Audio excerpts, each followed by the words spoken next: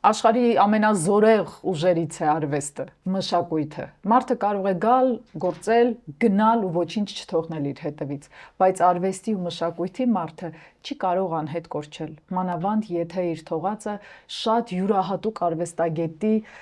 յուրահատուկ ներկայացումն է։ Անցյալ տարի տեղի ունեցավ շատ գեղեցիկ ու կարևոր մի իրադարձություն։ Էլվինա Մակարյան չկայացած համերգ ներկայացումը։ Դա պարզապես ներկայացում չէր, ոչ էլ պատմական ակնարկ, այն մի մարդու գեղեցկագույն դրսևորումների ու նաև ողբերգական պատմության մասին է, որի մասին էլ այսօր խոսելու ենք։ Բայց նախքան իմ հյուրին ներկայացնելը, ես ուզում եմ ասել շնորհակալություն Spin Ideas Agency-ին, եւ ինչպես գիտեք, արդեն մայիսից Հայաստանում կլինի YouTube Partner Program-ը, ինչը հնարավորություն է տալիս YouTube-յան հարթակի միջոցով շատ ավելի շատ գումար աշխատել, իսկ YouTube-ի մասին ով գիտի ամեն ինչ, իհարկե մեր Spin Ideas Agency-ն։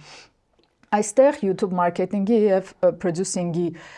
որակյալ թիմեր ու խմբեր կան, որոնք կարող են ձեզ օգնել առաջ խաղացնել ձեր բլոգը, ձեր բիզնեսը YouTube-ում, մի խոսքով օգտվեք այն բոլոր հնարավոր ծառայություններից, որոնք կարող է ձեզ մատուցել Spin Ideas Agency-ն։ Նա չի սիրում հարցազրույցներ տալ։ Նա սիրում է միայն գործել բեմում իբրև արտիստ եւ կարողացավ այնքան վառ ներկայացնել իր դերը, որ չմնաց հաստատ Էլվինա Մակարյանի ստվերի ներքո, այլ փայլեց շատ ավելի վառ գույներով։ Նա Իլոնա Սագիևան է, իմ այսօրվա հյուրը։ Բարի գալուստ Իլոնա ջան։ Բարի գալուստ Նազ ջան։ Նախ շնորհակալ եմ շատ քո հրավերի համար եւ քո նրբանկատ ուշադրությանդ համար, որ աչքիցդ ոչինչ չի վրիպում արվեստի բնագավառում։ Ես եմ շնորհակալ ոչ թե միայն հրավերի համար, այլ քո հետևողական գտնվելու համար, թե ներկայացման ձևավորման գործում, թե այո մեզ հրավիրելու գործում։ Վերջերս ինձ թվում է բոլորս ունենք մի փոքր վախ, որևէ նոր ներկայացում նայելուց առաջ, որ գուցե չլինի այն որակը, ինչից հետո դու իսկապես ու սրտանց կշնորհավորես տվյալ արվեստագետին կամ դերասանախմբին կամ երաժիշտներին։ Եվ ես միշտ այդ վախով եմ գնում ներկայացման։ Ու ուզում եմ ասել, որ իմ բոլոր վախերը իդերև ելան, իմ բոլոր կասկածները փարատվեցին առաջին իսկ նոտայից, քո արտաշնչից, քո բեմում ներկայությունից եւ դա հիասքանչ մի բան է, ասում եմ ու փշաքաղվում եմ։ Իլոնա, նախ սկսենք հավերժական հարցից, որոնք վստահ եմ դու կարդում ես միշտ կամ քեզ տրվում է միշտ, քո ազգանվան ծագումը եւ քո արմատները որտեղից են։ Ազգանունս մամայի ազգանունով եմ գրվում, Ասորի, եթե չեմ սխալվում, իսկ պապայի ազգանունը Մանուկյան է, Հրանտ Մանուկյան, իսկ սկզբանե մամայի ազգանունով եմ գրվում։ Ճիշտ ասած չեմ փոխել ու չեմ ուզեցել ոչ մի բան անել փոխել, որովհետև ճակատագրիցս շատ գոհ եմ, չնայած շատ գունեղ եւ արկածային ճակատագիր ունեմ։ Եթե Աստված առաջ ինչ որ մի բանի երբևէ հասնեմ, շատ հնարավոր է մի օր իմ կյանքը կերտեմ բեմում, ինքը բավականին շատ հետաքրքիր է։ Նույն ինձ շատ ճանաչողները կհասկանան ինչ եմ ասում։ Ու տենց որոշեցի չփոխեմ, որ ճակատագիրս էլ չփոխեմ, ինչ լինում է թող լինի։ Սևակն ասում էր ինչ որ լինելու է, թող որ լինի միանգամից։ Բայց Էլվինա Մակարյան չխաղացած ներկայացումը ու չկայացած համերգը իրականում միանգամից չի ստացվել։ Քայլ առ քայլ է ձևավորվել։ Այ կպատմես, խնդրում եմ, քո կապը առհասարակ Էլվինա Մակարյան երևույթի հետ։ Ինքը շատ երկար է։ Էլվինա Մակարյանի արտիստի հետ ես ծանոթացել եմ 14 տարեկանում։ Մետրո թատրոն մանկական ստուդիա կար։ Այո, մենք հիշում ենք մեր Լյովա Հարությունյան, իմ կուրսեցիները Արսենչիկը, Նույն կուրսից ենք եղել իդեպ։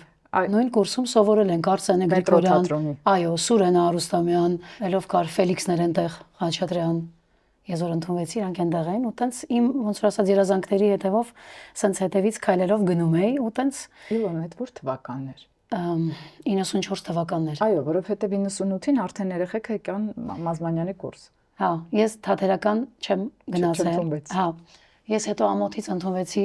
կոնսերվատորիա, որովհետև արդեն շատ էին ինձ ասում, դու որ կուրսում ես սովորում, ասում ես չեմ սովորում ոչ միտեղ, ու տենց ստիպված գնացի ընդունվեցի ու դա արդեն ուրիշ պատմություն է, կհասնենք դրան։ Էլվինա Մակարյանին ծանոթացա իմ հերթական կերպարներից մեկում, արդեն տեսքիցս չասեմ ում էի նման, Վհուկի հերթական կերպարն էի կերտում եւ իր ձայնագրության տակ խաղում էի իմ Վհուկի կերպարը, մանկական ներկայացում էր ու ինձ շատերը ասում են շատ նման է, ինչ սիրուն ես երգում, ասում եմ ես չեմ երգում, Հելվինայի ձայնն է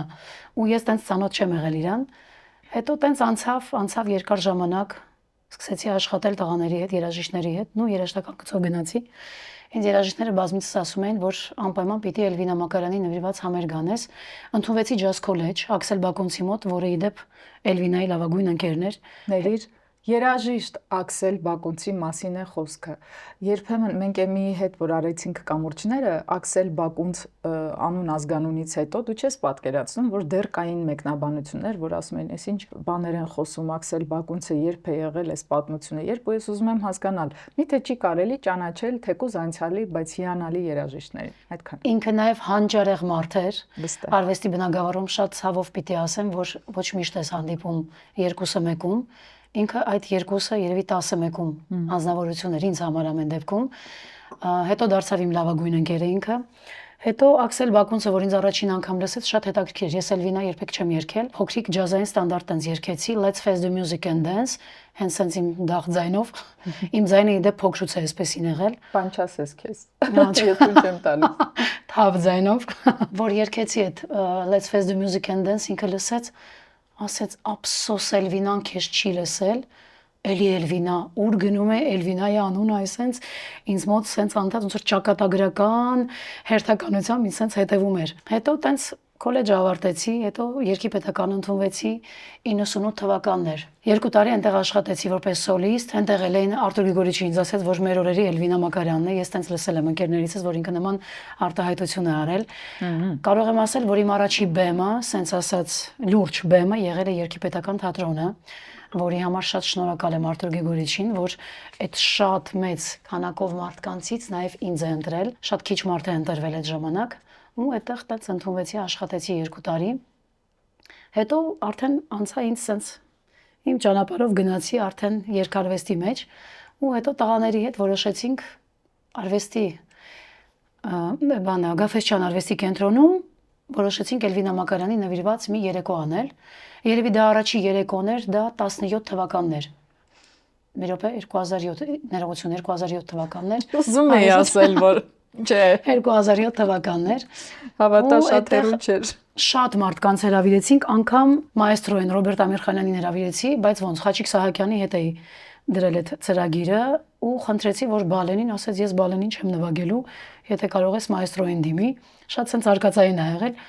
ասի բա որ չհամաձայնվի, բա որ համաձայնվեց ինչ եմ անելու, ասեց կերքես հետը, այն հույսով զանգահարեցի իրեն, որ ինքը կմերժի ինձ, բայց թարսի պես տենց ասեց սիրով, ու ասեց բայց մի պայմանով պիտի փորձանենք, ասի միանշանակ, գնացի կոնսերվատորիա, տենց հանդիպեցի իր հետ, ու տենց փորձ արեցինք, հետո արդեն դե Համերգիորը ինքը նվագակցեց բալենի երգը, առաջին անգամ այդտեղ բալենին կատարեցի իր նվագակցությամբ ու այն որ sense Էլվինայի ասած ինքը կեսը ռուսերեն էր խոսում, կեսը հայերեն, իմ մոտ էլ կա այդ սովորությունը, չգիտեմ ինչի, բայց պրանիսլո։ Sense անցավ այդ համերգը նա բիս, նա ուրա, շատ սիրուն համերգ անցավ ու տենց ոնց որ այդ համերգից հետո ինձ շատ երաժիշտներ ասեցին, ասում դու նկատեցիր ինչ տենդով վարակեցիր մարդկանց Էլվինայի երգերը, որպեսզի մարդիկ կարողանան, հա։ Ու տենց հետո իր հետ կապված լիքը համերգներ դրվեցին, որի համար շատ ուրախ եմ։ Իլոնա, մի հարց տամ, ինչը պատմությունդ շարունակես։ Դու առանձին արվեստագետ ես։ Իլոնա Սագիևա։ Ես ինձ ինչ հիշում եմ, դու երգում ես ջազ։ Երբ որ դեռ փոքր էիր, շատ ավելի նիհարիկ, ես կասեի հյուծված, մեր ժամանակ մենք նիհարիկ չենք, կոնկրետ հյուծված էինք, հիմա որ նայում եմ։ Եվ շատ երկար տարիներ ու գրեթե բոլոր ջազ ակումբներում դու աշխատել ես, ձևավորել ես քո երաժշտական տեսակը, էությունը, չկա բարկություն, երբ ամեն երկրորդ բառին զուգահեռում են քեզ Էլվինա Մակարյանի հետ, որքան էլ նա լինի վառ, յուրահատուկ ու տարբեր։ Հիմա երևի շատ հասունացել եմ, արդեն հանգիստ կարող եմ ասել, արդեն չկա, բայց ժամանակին շատ էի նեղվում, որովհետև ես ինձ կոնկրետ համարում եմ ինչ որ կերպար է կերտելիս խողովակ, մի խողովակ, որի հիմքում ես կարողանում եմ փոխանցել ինչ որ մեկին մարմնավորելով, ես դա անվանում եմ դեր։ Իսկ քանի որ ես շատ սիրում եմ թատրոնի առհասարակ արվեստը, ինձ թվում է դա միակ բանն է, որ երբեք չեմ ուզենա պակասի իմ կյանքից, ես ուղղակի առանց թատրոն չեմ կարող ապրել։ Ինձ մոտ էլի տենց ճակատագրական, ես իմ հետքերով գնացի իմ երազանքների հետևից որ գնացի, ես աշխատել եմ 15 տարի թատրոնում, երաժշտական կամերային թատրոնում, բայց այնտեղ սենց մանկական ներկայացումներ էր տենց տեղի ունենում, բայց հետո որոշեցի դե թատրոնից դուրս եկա, ինչ-ինչ պատճառներով, էական չի, տենց որոշեցի, ասի ես պետքա խաղամ։ Մելիք Սեթյանի օրոք։ Հա, Մելիք Սեթյանը ինձ իդեպ հրավիրեց որպես երգչուհի, ու տենց նաև մտա նաև որպես դերասան, ես թատերական կրթություն չունեմ, բայց եթե մի բան շատ ուզում ես, կրթությունը այդքան էական չի։ Ես վոկալի կրթություն էլ չունեի, երբ որ ես արդեն երկար տարի երգում էի, հետո արդեն դե ոնց որ ասած ամոթից հետ գնացիր կոնսերվատորիա, որովհետև գալիս էին լսում էին ու ասում են դու որ կուրսում ես սովորում, ու մոտ ես սովորում, տենց ամոթից ընդունվեցի։ 10 տարի աշխատել եմ Երվանդ Երզնկյանի ջազ բենդում, սիմֆոնիկ ռադիոյի սիմֆոնիկ ջազ բենդում, Մարտին Վարդազարյանն էր այնտեղ նաև դաշնակահարը եւ կոմպոզիտորը, ու տենց իրանց հետ շատ համագործակցել եմ։ Իլոնա, Էլվինան գրում էր շատ սիրուն, պատմում էր իր պատմությունները իր երգերով։ Դու շատ սիրուն պատմում ես տարբեր պատմություններ աշխարհի ջազ ստանդարտներից մինչև Էլվինայի գրածներ։ Իսկ քո գրածները։ Ես Էլվինայի երգերի պահով կարող եմ ասել, ես ինձ որպես մոդել եմ համարում, կատարող մոդել, որ ասենք եթե այդ շորը երգի տեսքով կարվում է, դու քո յուրահատուկ ձևով ես մատուցում, շատ կարևոր փաստ պիտի նշեմ, Էլվինայի երգերը կատարելը, որպես վոկալիստ եմ ասում, անասելի բարդ են, որովհետև հոգեվիճակ է այնտեղ ավելի շատ պետք, ապրած հոգեվիճակ, որը իմ սենց ասած դրոշակն է, որ ինձ օգնում է ձուկը ջրում հանգիստ մատուցեմ դա։ Ինչ առումով մերժման, չընդունման, հաճախ կարոտի, ճակատագրական առումով իմ առջև շատ դռներ են փակել, հետևաբար այդ կերպարը կերտելիս անկեղծ ասեմ շատ չեմ չարչարվել, որովհետև շատ նման ենք շատ հարցերում, անկեղծ։ Հա, անկեղծ։ Ովքեր են փակել։ Դե սենց անուններ չեմ ուզում տալ, բայց ասեմ իրանց շատ շնորհակալ եմ, եթե իմ առջև դռներ չփակեին, երևի այսօր ես չկարողանայի այդ դժվարությունները, իմ ամենամեծ հարստություններն են, որը ես սենց ինձ օգնում են շատ հարցերում հաղթահարեմ։ Ինչու են փակում դռներ։ Չգիտեմ։ Արվեստագետի առաջ, երիտասարդ աղջկա առաջ։ Պրովոկացիոն հարց ես տալիս։ Ընդհանրապես, ես ուզում եմ հիմա բարձրաձայն մտածենք, ինչու են փակում դռներ X անձիկ, չգիտեմ, գուցե պաշտոնյաներ են կամ երաժիշտներ են կամ չգիտեմ, ասպարեզի հետ կապ ունեցող։ Մեղք կգործեմ, որ ասեմ նախանձ բառը, բայց չեմ ուզում այդպես մտածեմ, որովհետև երևի ես էլ Էլվինայի պես ճակատային եմ, երևի քծնող չեմ, շոպլիկություն սիրել չեմ սիրում, տգեղին չեմ ասում գեղեցիկ ես, նաև կարա դա նպաստի, որ շատ մարդկանց համար հարմարավետ չեմ։ Հա, շատ հարցերով մենք Էլվինայի հետ շատ նման ենք, որովհետև Տիգրանի Մակարյան խոսքերով իր եղբոր ասաց, որ շատ նման ենք նաև բնավորության, ով ինձ ճանաչում է, երևի կհասկանա։ Երևի նաև այդ ֆակտորը գոյություն ունի, որովհետև երբ որ ինչ որ մի ղեկավարի դու համախոհ չես լինում եւ ունես քո ուրույն կարծիքը, այդտեղ վերջանում է քո կարիերան, ստիպված ես լինում արդեն քո ճանապարհը փնտրես ու քո ճանապարհով գնալ։ Դրա համար ինչ խոսք պիտի ասեմ, շատ բարդ է տրվել, նաեւ շատ հեշտ է տրվել լավ մարդկանց իհարկե, ուղակի ասենք, որ ուղակի գնահատել են կամ չգիտեմ, տեսել են ինչ որ մի փոքրիկ լույս իմ ներսում ու ինչ որ տեղ նաեւ ուղակի առանց ինչ որ առևտրի եւ նախապայմանի ինչ որ հնարավորություն տվել նաեւ բեմում ելույթ ունենալու։ Կարամ սենց ասեմ։ Ես իրականում շատ բարդ մարդ եմ, շատ։ Այդ բարդությունը ի՞նչն է, ճակատային լինելը, թե ուղղակի կոմպրոմիսի չգնալը, երբ որ ինչ-որ բան քեզ դուր չի գալիս։ Կոմպրոմիսի գնում եմ, երբ որ ինձ համոզում են։ Բայց եթե ես ունեմ իմ սեփական տեսակետը, իմ վերլուծությունը, ու ես ասում եմ իմ խոսքը, այդտեղ ես բախվում եմ արդեն խնդիրի առաջ։ Հետևաբար արդեն այդտեղ դուռը փակվում է։ Սահակյան Արթուրի հետ հեշտ աշխատեցիք։ Սկզբում շատ հեշտ էր, որովհետև ես շատ սպանեցինք իրար։ Չէ, չենք սպանել։ Չէ, չենք սպանել, Սահակյան Արթուրը շատ տաղանդավոր մարդ է։ Ուզում եմ սկսեմ այս ներկայացումը ոնց ծնվեց։ Ոնց։ Արտուրի Սահակյան հետ շատ վաղուց եմ ծանոթ, թատրոնից որ դուրս եկա, այսենց ամեն օր իրան սենց զանգում էի, գնում էի իր ներկայացմանը, տարբեր ներկայացումների, ասում էի խնդրում եմ ինձ դեր տուր։ Մի հատ անցողիկ այնքան որ մի դեր տուր, ես գամ պրոստը այդ թատրոնում առանց գումարի ես կգամ կխաղամ, մենակ թե լինեմ թատրոնում։ Ասեց Իլոն, համբերի էլի, դու ասենք սովորական կերպար չես, էլի քեզ պիտի լուրջ, քո կերպարի պիտի լուրջ մոտենանք, հետո իմ մոտ միտք ցակեց։ Ասի Արտուր, ես Գաֆեսչանում հերթական էլի համերգ եմ տալու, Էլվինա Մակարյանի նվիրված։ Խնդրում եմ, արի վերկացարի այդ համերգը լսի։ Եթե ես մի քիչ կկարողանամ համոզեմ քեզ Էլվինայի կերպարում, արի Էլվինայի կերպարը բեմադրենք։ Չգիտեմ, դա հնարավոր է թե չէ, շատ անհնարին, տենց երկուսիս մոտ տենց միաժամանակ սենց ծնվեց այդ գաղափարը, ու ինքը եկավ լսեց ու որոշեցինք սցենարի ստեղծման մասին։ Մի քանի հոգու ինքը տենց առաջարկեց, ասի մի րոպե։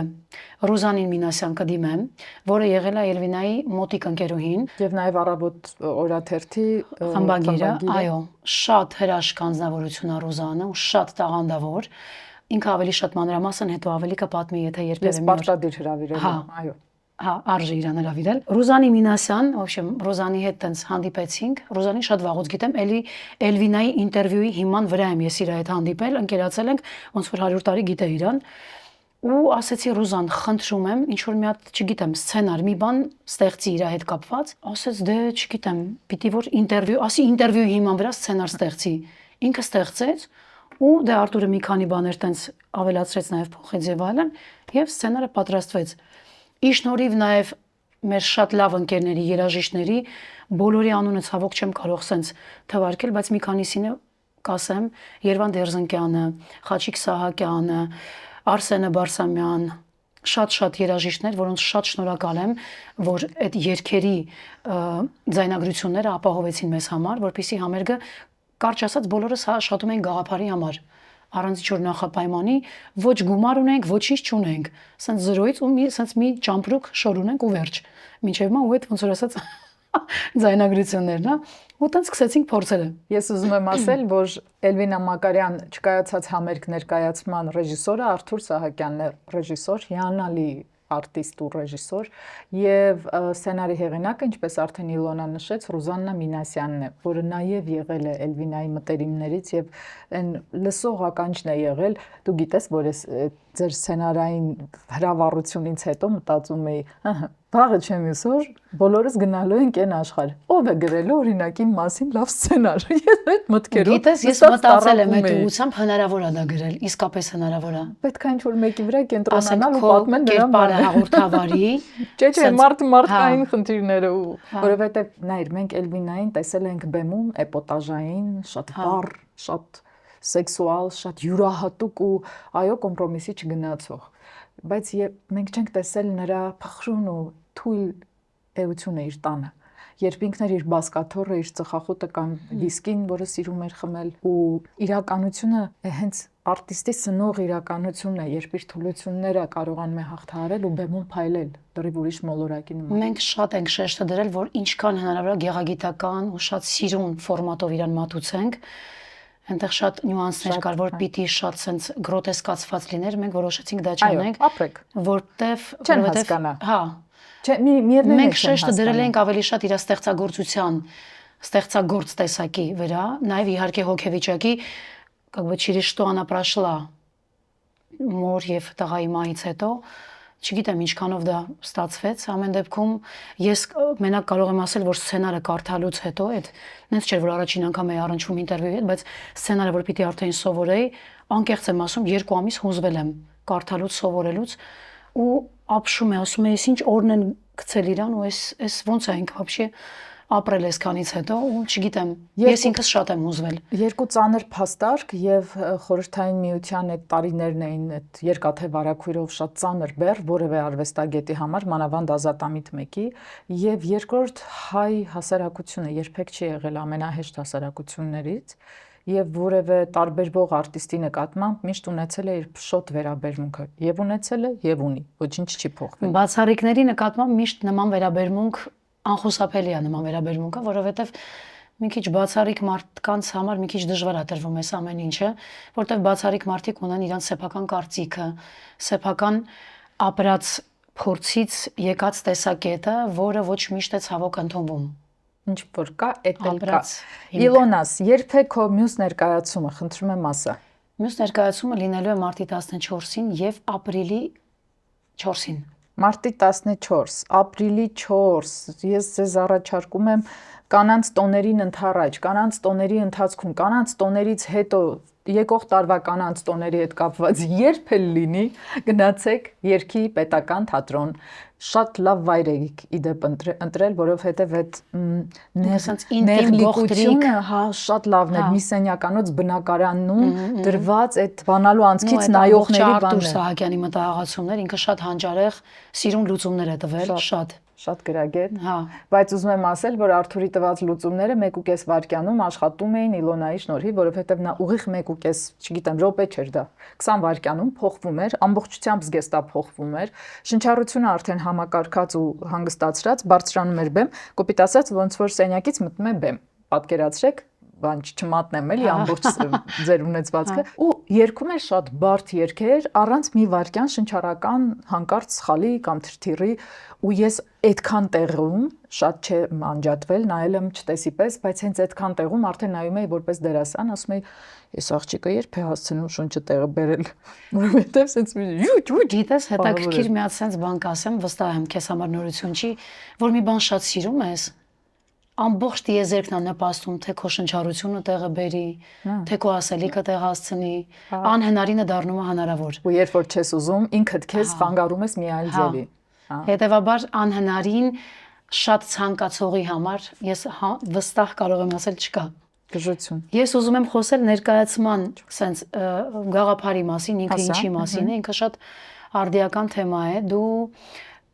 ներկայացումից հետո շատ սիրուն բան ասացիր, որ այս ներկայացումը ժամանակ չի ճանաչում։ Չունի անցյալ կամ ապագա, այս պահին է։ Առհասարակ հանճարները ժամանակից դուրս են, հետևաբար իրանք ոչ ներկա, ոչ ապագա, ոչ անցյալ ունեն, ես կասեի ավելի շատ քո նշած ներկան ունեն, հավերժ ներկան, ու այս ներկայացումը հենց այդ ներկա արդիական ներկան է, որ ցանկացած կարծում եմ դարաշրջանում կարելի է այս ներկայացումը նայել։ Որովհետև ինքը Էլվինայի բիոգրաֆիան է, իր կյանքն է, բայց ցանկացած մարդ այս ներկայացման մեջ հայելու պես իրան է տեսնում։ Լիքը դրվագներ կա, որ ամեն մարդ հաստատ ինչ-որ մի հատ փոքրիկ դրվագով մերժված լինելու, էական չի արվեստի բնագավառում ես թե ոչ, վստահ եմ ամեն մարդ իր հոգեվիճակը ինքը կապրի ինչ-որ մի հատ փոքրիկ հատվածում ներկայացման ու երգերի մասին էլ չեմ ասում, որ արդեն իր ասելիքը ասում է տարբեր։ Գիտես շատ ահավոր շատ էին հուզիչ պահերը եւ մարդկային առումով եւ արվեստային, բայց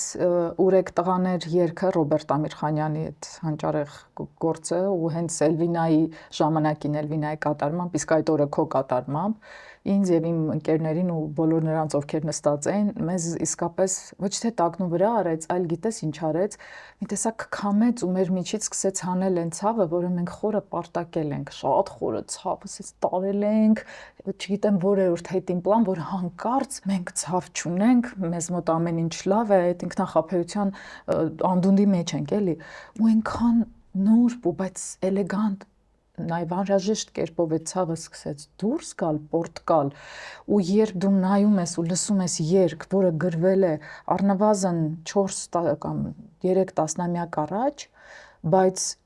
այսօր առավել քան արդի է եւ քեզ քո դնթ-ով աշխատող, քեզ բուժող, քեզ հուզող, քեզ արթնացնող, հիշեցնող, որ դու մարդ ես, որը այո, գրողը տանի ունի ցավ եւ դա չի կարելի ջնջել։ Մի ասացի մեջ որ պատմություն կա, իրան չես կարող ջնջել։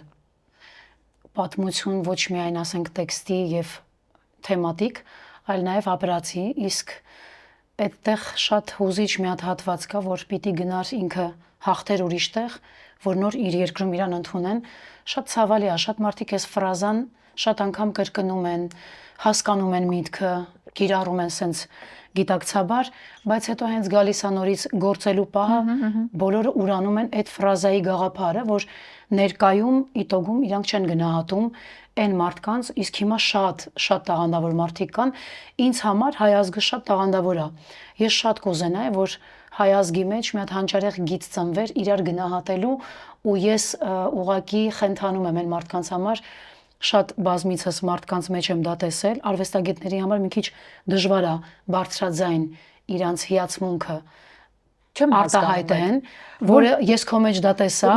Շուշան Պետրոսյանի մեջ դա տեսա, այո, ես ինքս եմ այդպեսին, ինքը հանճարեղ գիծ է, իդեպ դա սերմերի պես մի բան է, Նազենի ջան, եթե դու դա կարողանում ես ասել, այդ սերմը դու քո համար ես ցանում, որ հետո հաստատ հնձելու տեղ ունենալու ես։ Հաստատ ինձ համար եմ ցանում, ասեմ ինչու, որովհետև երբ որ ես բարձրաձայնում եմ, գոնե իմ սուբյեկտիվ կարծիքով, իմ հիացմունքը ու իրական լավ որակյալ աշխատանքը, ես ուզում եմ, չէ, որ իմ հասարակությունը, որում ես ապրում եմ, գնա, տեսնի, մաքրվի այդ գործը լավ նայելով, զարգանա դրանով, ապրումներից իր ցավալի ազատվի ու նոր գեղեցիկ ապրումներ վերցնի իր սիրտ, որ այդ առողջ հասարակության մեջ ես էլ առողջացած ապրեմ։ Ու տեսնի որակն ու ճաշակը ոչ թե գնա այն ճաշակի եւ անորակի հետևից, ինչ թե այն մեկը ունի ավելի շատ դիտում ճակերտավոր։ Հա, ես ինձ համար եմ բարձրաձայնում դա, ոչ թե որովհետև քեզ հետ լավ եմ կամ պետք է լավություն ունենամ։ Ու կարող եմ մեկից տրաքեմ, բայց մեկը եթե տեսնեմ լավ գործ արել, ասեմ դե լավ գործ արել, օրինակ։ Ես ինքս եմ այդպեսին ու ես շատ կուզենայի, որ շատ մարդիկ կարողանային բարձրաձայն արտահայտեն իրենց այն զգացումը, որը իսկապես ապրեցին, թե հուզմունքը, թե ուրախությունը, որովհետև դա առաջնահերթ իրանց է բուժում ու երևի հետ պատճառով, ասենց չեմ ուզում աչքով տամ իմ առողջությանը, ես ինքս ճակատային ասելով այն տեսակն եմ, որ միշտ է բարձրաձայնում իր սեփական կարծիքը անկեղծ լինելով, այսինքն ես անգամ կարող եմ ասել, որ հետաքրքիր բանաձև եմ բացահայտել ինձ համար,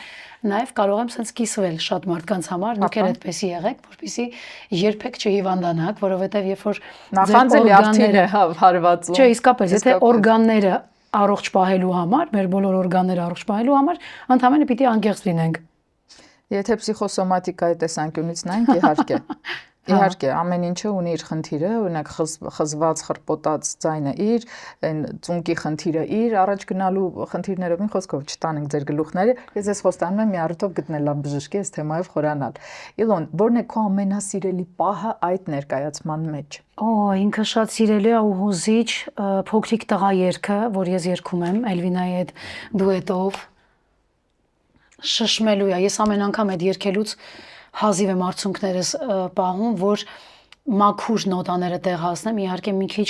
հոգեվիճակային, հատուկ կերպարով եմ իհարկե մտնում, սա գաղտնիք չեմ բացի, որ հանդիսատեսը գա համոզվի ու ապրի այդ հատվածը, չգիտեմ, ես տղա չունեմ, բայց ես իր հետ հավասարազոր ապրում եմ այդ հոգեվիճակը ու նաև այդ տեքստը Ռոմանոս Մելիքյանի դեպ գրված երաժշտությունն է, որ Էլվինայի հետ դուետով է գնում, շատ հուզիչ է ու ես ամեն անգամ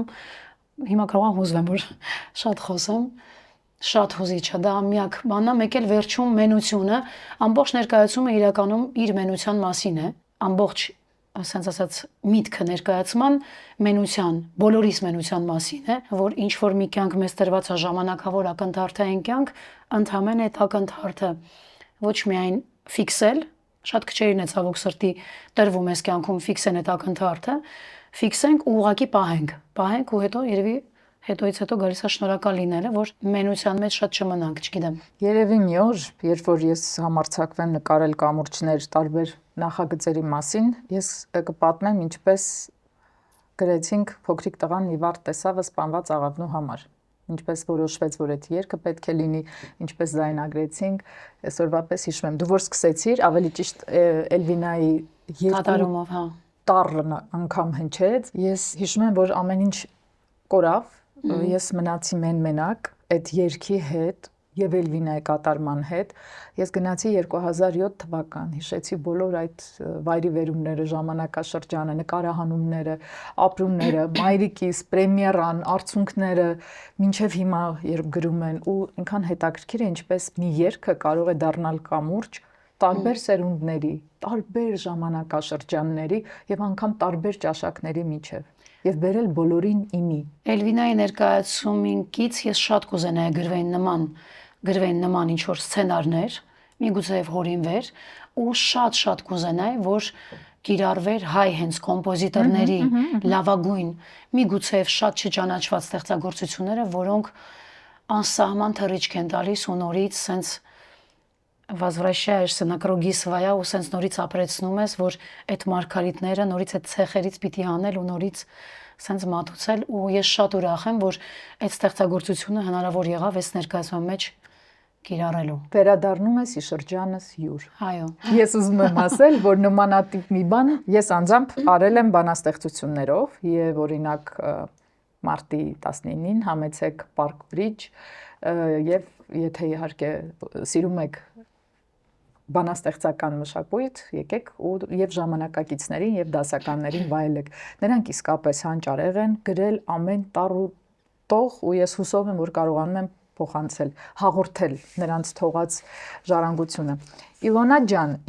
մենք ըմպում ենք սուրճ, այսինքն ես վայելում եմ սուրճ Իլիից, ես չգիտեմ, դու սուրճ իստես։ Այո, սիրում եմ շատ։ Սուրճով սուրճ։ Ու դառն եմ սիրում հենց։ Դե քաղցր մարդիկ դառա սուրճ։ Ես միշտ եմ ասում։ Իմ սիրած արտահայտությունն է։ Ես ուզում եմ ասել բարի գալուստ մեր տարբեր այս ոդկասթային աշխարհ նոր ընկերությանը, Սոպրանո ընկերության մասին եմ խոսում, որն իրականում 30 տարուց ավելի է, ինչ ամենամեծ ներմուծող ընկերություններից է Հայաստանի Հանրապետությունում, եւ իր գործունեությունը սկսել է քաղցրեղենից անշուշտ, բայց մենք սիրով այսօր օգտվում ենք նրա ներկրած սուրճային այս հարստությունից։ Իլին բարձրակարգ սուրճային ապրանքանիշ է, հիմնադրվել է դեռևս 1933 թվականին ու պատկերացրեք 100%-անոց բարձրալեռնային իր արաբիկա հատիկներով, իր բույրով տարածվել է այսօր այստեղ։ Իլոնա ջան, ես ուզում եմ քեզ տալ փոքրիկ նվեր սուրճային։ Մենք առաջ չունեինք նվեր ու ես ինձ շատ վատ էի զգում, ինչու ես իմ հյուրերին չեմ կարողանում տալ նվեր։ Այստեղ սիրով այստեղ Իլի այս բաժակները իմ սիրած շատ հարմար բաժակներ են, բայց կարճ պատմեմ այս նոր սուրճերի մասին, որոնք համարվում են շատ բարձր որակի լուծվող սուրճ։ Շատ համեղ էր։ Լավն է, ու սա ճամփորդական է շատ հարմար, գցում ես պայուսակիդ մեջ ու 2 վայրկյան, մի քիչ տաք ջուր, ինչ որ կատ կամ ոչ, եւ վայելում ես այս Իլի նոր սուրճերը գտեք խանութներում, սա լրիվ նոր ներմուծված բարի բան է։ Ես եմ շնորհակալ, որ ես կարող եմ sense նավստրեչու իմ նվերը քեզ փոխանցել։ Այո, ես հրա համար եմ քեզ նվեր տվել, որ դու ինձ տաս։ Թե չէ ինչու։ Ուրեմն այս նվերը ունի իր պատմությունը։ Ես մենակ sense Էլվինայի կերպարում չեմ ներկայանում, էլի։ Անիմաստ ուրեմն ես ունեցել եմ ցուցահանդեսներ։ Սա Փարաջանովն է, sense փոքրիկ տուփ է։ Ես sense փոքրիկ sense ցուցահանդես արեցի, Սպասկի ցուցահանդես։ Դա վերջը չի մի րոպե, սա Թումանյանն է։ Դու գիտես ոնց եմ ես սիրում տուփեր։ Իլոնա ջան, ինչ սիրուն, դու նկարել ես վրան։ Ինքը դեկուպաժ է, բայց ներկերով բաներով հետո աշխատել եմ։ Սենթանում եմ դեկուպաժ։ Ես Սպասկի ցուցահանդես արեցի 2 տարի առաջ Art Bridge-ում։ Շատ ցավով պիտի ասեմ, որ Art Bridge-ը փակվեց, բայց իմ ցուցահանդեսի շնորհիվ չեմ։ Հա։ Լավն է Իլոն։ Եվ կոչվում է Իլոնա Art։ Այո, կարող են գտնել քեզ Instagram-ում կա, այնտեղ բոլոր գործերս կարող եք տեսնել, եւ շատ կարեւոր մի փոքրիկ sense էլի նվեր, Իլոնա ջան, CD-ն։ Այս CD-ի պրեզենտացիան եղել է Փարիզում։ CD-ն ինչի է կոչվում My Home, որովհետեւ իմ տանն է տեղի ունենում, այսինքն Հայաստանում, որտեղ ես ծնվել, մեծացել եմ եւ տենց երազանքներով իրագործել եմ բոլոր իմ, ասած ասած, փոքրիկ երազանքները։ Ու իմ բոլոր սիրելի երգերն են։ Այստեղ հայ կոմպոզիտորների sense հավաքած երգերն են, Խաչիկ Սահակյանի էլի գլխավորությամբ մենք պատրաստեցինք այս CD-ն ու իմ ինտերպրետացիոն տարբերակը դու կլսես, այստեղ նաև 2 կոմիտասի ստեղծագործություն կա։ Տեսա։ Հա։ Երվում եմ քելե։ Ու այս CD-ն ոչ միտեղ չկա, երգերը ոչ միտեղ չկան ու ցավոք ոչ միտեղ ինքը չի վաճառվում տենց։ Ես կարող եմ քեզ առաջարկել մի բան։ Հա, իհարկե։ Այս երգերը վերածիր QR-ի, տեղադրի քո Instagram-ի էջում եւ թող այս գեղեցիկ տուփերով, երբ որ բացում են, լինի QR-ը, որով հնչում է քո երգը, QR-ը ներսից։ Հա։ Ու գտնեն քո YouTube-ը այդ QR-ը, լավ բան է առաջարկում։ Լավ։ Այսպես անջուր առաջարկում։ Ժողովուրդ շատ եմ սիրում նվերներ։ Ես այս տարի այնքան թանկ, բառացիորեն թանկ ու գեղեցիկ նվերներ եմ ստացել։ Անչափ շնորհակալ եմ, ահավոր զզվեցի։ Լսիր, այդ ներկայացումը ինքնին ինձ համար մեծ նվեր էր, ազնվորեն եմ ասում, եւ այնպես չէ էլի, որ կներեք ունենք տոմսի խնդիր կամ ինչ որ օй գնացեք, լսեք։ Նվեր է, ձեր հոգուն արեք այդ նվերը։ Մենք ոնց ենք սուրճը ըմպելիս, հիշեք, Իլի, սուրճն ըմպելիս ինքներս մեզ ինչ որ փոքրիկ բարի բան ենք անում։ Եւ այս համատարած ստրեսից մի փոքր կարողանում ենք խուսանավել, լավ էսպես ասեմ։ Խուսափել չի ստացվում, գոնե խուսանավել, էլի, ինչ որ մի տոկոսով։ Մինչև երբ եք ձեզ կարողանալու խաղալ ներկայացումը եւ պահել ու դարձնել խաղացանկային։ Մինչև վերջին շունչս Նաջան։ Խփեք նրան։ Մինչև վերջին շունչս։ Բայց ուզում եմ մի փոքրիկ sense գաղտնիք բացեմ, որ ես երազում եմ հիմա այլ դերի մասին, չգիտեմ, գիտես թե ոչ, ես ունեմ սցենար գրած մոնոներկայացման։ Չէ։ Հա, ում մասին։ Հետաքրքիր մի կերպարի մասին, ռոք երգչուհու մասին։ Ջենիս Չապլին։ Չէ, ինքը ուղղակի հորինված կերպար է։ ու ես շատ կուզենայի այդ երգերը հենց հայ կոմպոզիտորների շնորհիվ ստեղծվել այդ երգերը, բայց քանի որ ինքը շատ sense մի քիչ ահռելի աշխատանք է ստացվում, դրա համար ես պիտի հասկանամ ոնց եմ լուծում տալիս։ Այսինքն մոնոներկայացում գից մյուզիկլ, ճիշտ եմ հասկանում։ Այո, ինքը բիոգրաֆիա է, տենց փոքրիկ էլի մի ռոք երգչուհու մասին, որի էլի սցենարի հեղինակը ես եմ, պիտի գտնեմ մի եւս դերասանուհու, որը պիտի շատ ճանաչված լինի ինքը։ Հիմա երկու հոգի sense աչքիս տակ ունեմ, որը ոգեշնչում է այդ ռոք երգչուհու абսուրդ կերպարին, վերածվի ավելի կանացի կերպարին։ Վերափոխում է, հա, վերափոխում է իր ուղակի, ասենք, կանացի ինչ որ տենց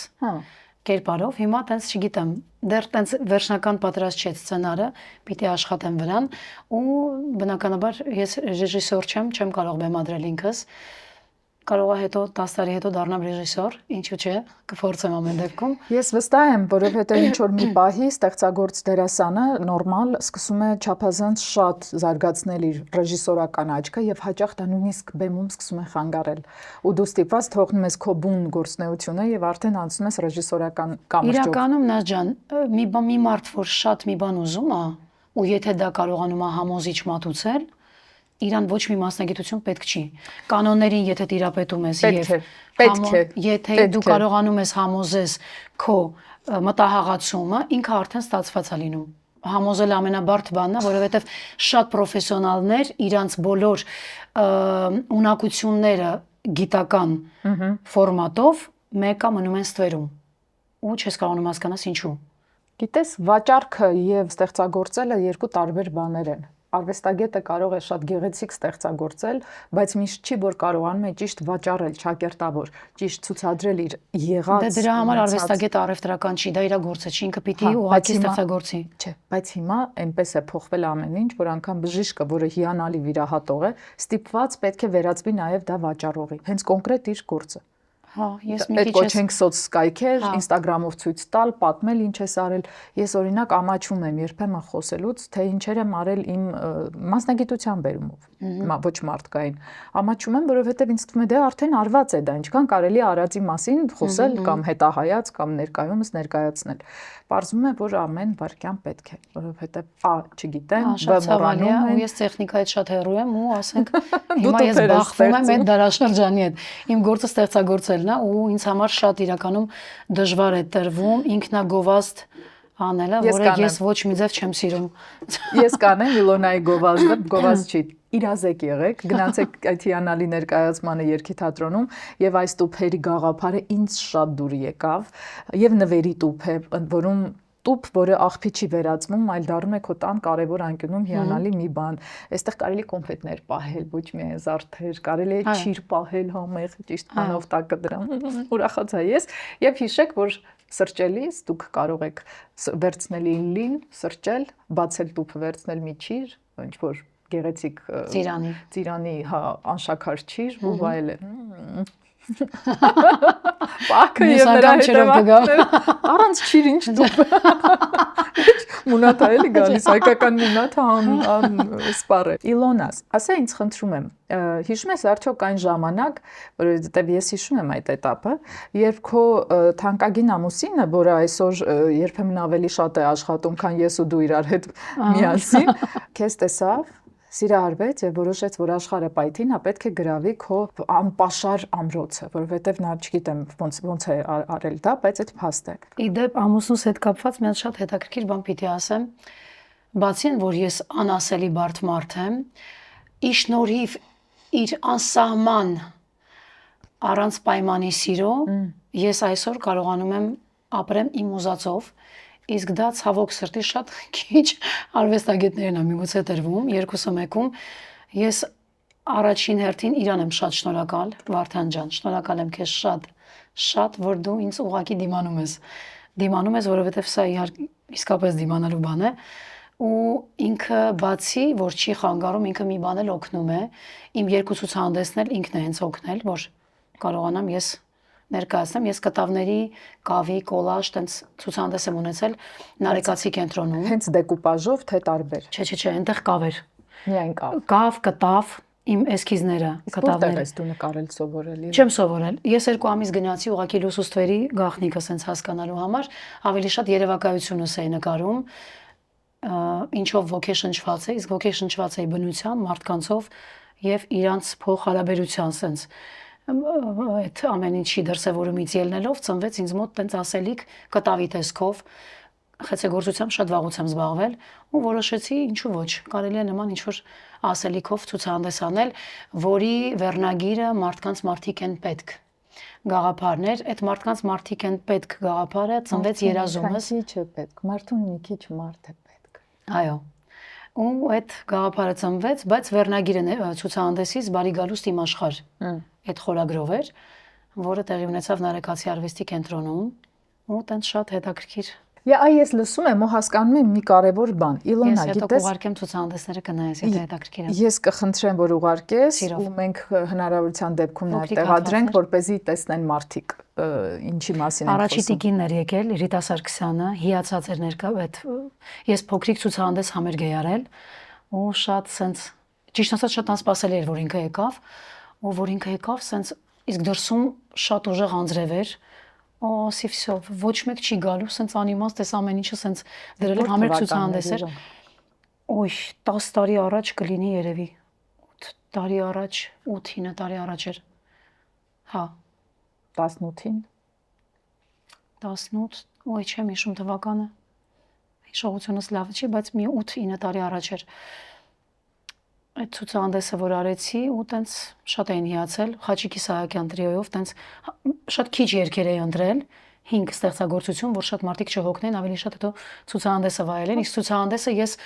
ավելի շատ շեշտը դրել էի ցուցահանդեսին որ հետո ու բացատրում էի այսինքն իմ ամեն մի կտավը ուներ բացատրություն ես հասկանում եմ որ նկարիչները իրանց կտավները չեն սիրում բացատրել իսկ քանի որ ես նկարչու ինձ չեմ համարում ընդամենը ունեմ ասելիք դրսևորելու տարբեր ֆորմատներում հիմա իմ ֆորմատը ներկայացումն է որտեղ ես ունեմ ասելիք այնտեղ իրագործելու ու այդ կտավները որ ուներ ասելիք ես հատուկ դա բացատրում էի եւ ուզում էի հասկանային իմ ուզած ձևով ոչ թե իրանք ինչ տեսնում են չնայած իրանք ասած մինիմալիստական գրաֆիկա է դուր է գալիս աբստրակտի մեջ էր դեսպոտական մոտեցումը քո արվեստի նկատմամբ դուք հասկացեք այն ինչն է ուզում ոչ թե դու ես այդպես տենց շեշտ էի դրել մի բան ասեմ քո այս этаպում երկեցողության մեջ ակնհայտ երևում է գույների լույսի ու ստվերի հետ քո խաղը ասեմ մենք թատերական ինստիտուտում վաղ անցյալում երբ ես դեռ դասավանդում էի խոսք իսկապես իմ սիրելի պաշտելի դասախոս Աննա Հեքեքյանի հետ մենք տալիս էինք առաջադրանք որպեսզի նկարեն հնչյունները ոչ թե բառը ասենք բաժակ գնա բաժակ նկարի չէ այլ տառը հնչյունը գույնը որ զգա այդ տառի ամբողջ էությունը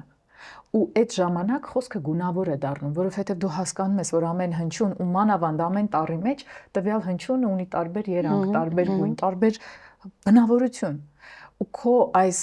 Էլվինա Մակարյան չկայացած համերգ ներկայացման մեջ շատ ակնհայտ էր տարբեր երգերի մեջ այդքան տարբեր լինելը չնայած նույն Էլվինայությունը կար շատ իլոնայությունը ու կար ամեն հնչյունի մեջ այդքան տարբեր լինելը գունավոր լինելը այդ այնքան սիրուն էր ու երևում ես կասեի դա երևակայության իհարկե օգնությունն է որ մարդ ինչ գործ որ ուզում է անի այդ ասելիքի դրսևորումը իր սեփական երևակայության մատուցման ֆորմատն է, որը ինքը կարողանում է, ասենց ասած, տակից դուրս գա։ Ու իհարկե ես շնորհակալ եմ նաև իմ ճակատագրին, որ նման գունեղ ճակատագիր եմ ունեցել, որը ինձ անսահման ուժ է տալիս անհատ որպես դրսևորվեմ բեմում, էական չի ինչ եմ երգում, որովհետև ես ինչ երգում եմ, ես իմ ձևով եմ երգում։ Հենց այդ։ Հա իմ ձևով, բայց այնտեղ երգեր կան, ես Էլվինա Մակարյանի նվիրված համերգը, որ առաջին անգամ ներկայացրեցի Գաֆէսճեան արվեստի կենտրոնում, ես մտածված հայտարարություն արեցի, որ այսօր հատուկ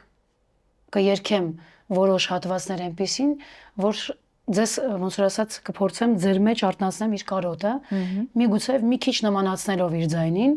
ու իհարկե ոնց որ շատ մարդիկ դա լուրջ ընկալեցին ու շատ ցավում եմ, որ ինձ ամեն անգամ բազմիցս լսել եմ նման արտահայտություններ, որ ասում են ինչքանն էլ ուզենաս, հենց տոնով պիտի ասեմ, կներեք, ինչքանն էլ ուզենաս Էլվինա չես դառնա Քավլից ես Էլվինա չեմ ուզում դառնամ։ Եվ ինչու է պետք դառնալ։ Դե հիմա տենց արտահայտություններ շատ եմ լսել իմ հասցեին, իհարկե չեմ ուզում դառնամ, չեմ էլ կարող, որովհետև Էլվինան ինձ համար հանճարեղ կոմպոզիտոր էր, հանճարեղ դաշնակահարույ էր եւ հետաքրքիր ֆորմատով երգչուհի էր, որը տարբերվում էր իր ձայնով, միգուցե շատ նման եմ ձայնով եւ մի քիչ տեսքով կարող եմ մի քիչ սենց փոքրիկ հիշեցում կարող եմ ձեզ տալ իր կերպարին, բայց ես երբեք չեմ փորձել իր նմանակեմ։ Ես իմ ձևով եմ ներկայանում ու շատ ցավ եմ ապրում, որ այդ կերպարը կարա սենց ճակատագրական հետևի ինձ ու դրա համար էլ ես հիմա մտածում եմ ոնց ինչ կերպարի մեջ ես ներկայանամ, որ մարդկանց տեսակետը մի քիչ շեղեմ։ Ինձ դուր եկավ քո այդ ասած տարբերակը երկու երգչուհիների, որոնցից մեկը քեզ տանում է դեպի ուրիշ աշխարհ ավելի այդ շատ հետաքրքիր կոնցեպտ է, չգիտեմ ում ես ընտրելու վերջում, ափսոսում եմ, որ ես երգչուհի չեմ, որտեղ կարող է լինել շատ հետաքրքիր միքս, բայց ինչով է մի խնդիր էլ թող այդ լինի։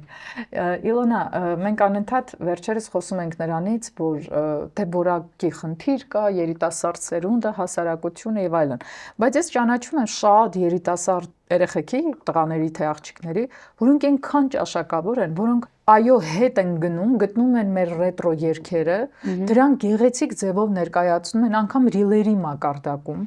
իրենք են վերադարձնում այդ երգիչներին, այդ հին նաև խորհրդային ժամանակաշրջանի հիթերը ու այդ աշխարհը նրանց հետաքրքրում է ըստիս, բայց ովքեր են գալիս քո ներկայացմանը, ովքեր են ընդհանրապես գնում տոմս եւ որքան ես նկատեցի մեծ մասը կանայք էին նորից ու կրկին։ Հա։ Դա երևի կնոջ պատմություն է ու երևի բոլորին հետաքրքիր է։ Ի վերջո կնոջ պատմությունը ավելի շատ կինն է տեսնում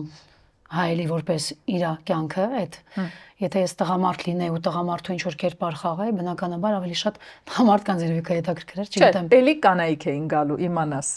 Ուրեմն արվեստագետը սենտիմենտալ մարդկանց համար է, իսկ սենտիմենտալիզմը կանանց մեջ ավելի շատ է, քան տղամարդկանց, միգուցե դա կարա պատճառ հանդիսանա։ Ինչ վերաբերում է քոչի երգերին, դու խոսքի հանճարեղ վարպետ ես։ Ես շատ կուզենայի, որ ես գալ խոսեմ։ Ես շատ հուզվում եմ ուղղակի միշտ հարցազրույցների ժամանակ, առհասարակ չեմ սիրում խոսել, ավելի շատ սիրում եմ աշխատել, չգիտեմ։ Հիմար կոմպլեքս է մոտս, Նազենի, չգիտեմ։ Չեմ սիրում խոսել, բայց ցանկացած կերպար կնստեմ, կսովորեմ, ինչքան հնարավոր է այդ տեքստը կմշակեմ, կկարողանամ, բայց արդեն ինչ վերաբերվում է իմ անձի հետ կապված, երևի չեմ սիրում իմ մասին խոսել։ Ու հիմա ես տիպված եմ ձեզ պատմում իմ մասին։ Այ այդպես ես կվախեցնեմ ձեզ, որ դուք գաք։ Նայր, ես շատ հարգում եմ որևէ մեկի լռության ու կամ քիչ խոսելու կամ առհասարակ չխոսելու որոշումը։ Շատ հարգում եմ։ Բայց միևնույն ժամանակ հասկանում եմ մեր դիտողի, հեռուստադիտողի հասարակության անհանգստությունը, որովհետև մենք արվեստագետին միայն բեմում չէ, որ ճանաչում ենք։ Այո, հարցազրույցը կարող է տալ նոր գեղեցիկ շերտեր ճանաչողության։ Չէ՞ որ մենք չենք կարող անընդհատ պատռել քո տարբեր պատնեշները, հասնել քեզ հասկանալու համար Իլոնան այլ ինչ ապրումներ ունի։ Ու դրա համար հենց հարցազրույցային այս ձևաչափը ոդկասթային տալիս է հնարավորություն, որ ինչ որ մի քիչ այլ դիտանկյունից նայեն։ Գիտես ամբողջ ցավը ինչու՞մն է, որ մարդկանց հետաքրքիր է քո անձնական տարածքը, անձնական դաշտը։ Ինձ ես ասում այդ։ Չէ, որովհետև ես դա լավ գիտեմ։ Հա, ու եթե այդ անձնականի մեջ իրանք հասանելի չեն լինում, իրանց համար դու անհասանելի ինչ որ մի կատարող ես, հա, ված չի կատարում, համոզեց հետաքրքիր է, բայց ինչով է ինքը ապրում, ինչ միջավայրում է, ում հետ է շփվում,